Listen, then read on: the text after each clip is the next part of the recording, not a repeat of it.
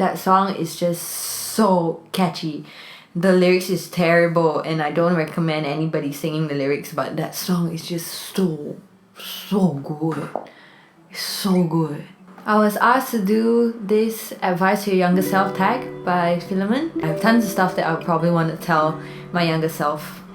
I think as a girl, this probably doesn't come as a surprise, but every girl goes through their own insecurities growing up. And I remember being insecure about quite a lot of things, whether I was good enough in a sport or if I was smart enough in class, because I had like really smart friends. I'm looking at you, Sarah, Yi Xian, Joyce Wong, Lucas, Martin, Ang Wei Cheng, Charlene. Oh my god, it's endless. Hong Jian. The list of the smart people in my class was just insane. I felt like I was retarded most of the time. I think this probably started even in primary school. There was always the need to be, oh, I want to be in the top 10 or top 15, or I just don't want to be the last, or it's almost like you get recognition for how good you are or how intelligent you are based on your scores, and everybody sort of wanted A's. And looking back now, if I sort of knew which line I was going in, like if I knew I was going to do, let's say this, and whatever that I'm doing now, I probably wouldn't have put so much pressure on myself just to get like an 80 and above on every test, which doesn't actually reflect who you are. I think the same applies also for sports.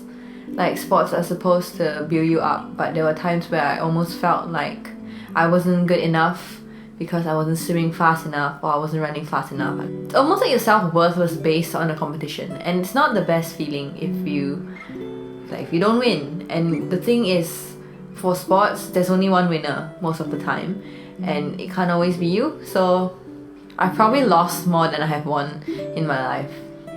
Don't base your self-worth off other people's expectations. That's definitely my first piece of advice to my younger self.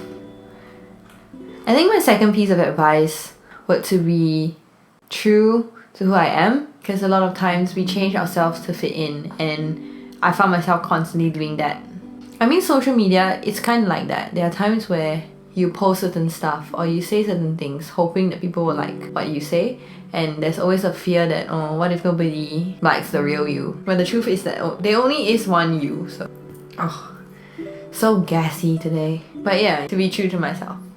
There were lots of people that I idolized growing up, and I just tried to be them, and it was really tiring when I couldn't, or if I felt like I didn't live up to other people's expectations of what I was supposed to be. Yeah, so security doesn't come that way.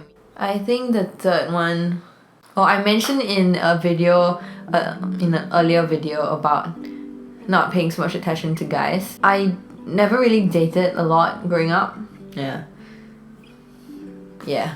But I think there are also certain points in life where I just wanted a lot of attention, and yeah, I did some stuff that I probably wasn't super proud of. I'm sorry if I hurt certain people. Yeah, I got hurt along the process too. Could have done other more reasonable things.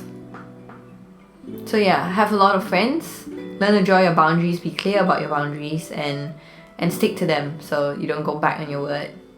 The fourth thing that I probably advised myself was to be to pick up music a lot earlier. I played violin, so there's a lot of classical pieces, and I don't regret playing violin because it gave me good basics, a good theory understanding, good musical background, but at the same time I wish I explored a little bit more upbeat music and just tried it out. I wish I picked up guitar earlier, but it's never too late, so I'm sort of doing it now, but I wish I did it a lot sooner-ish. But there's something about music, it just picks up emotions a lot differently, and you can actually feel real about your present situations and put into words and put it into a melody and just sing it out. And it's probably one of the best things that I've done lately. Anyway, last point. To just put God first in everything that you do. I don't assume that everybody here is of one specific religion, but I think it's always good to have faith in something bigger than yourself.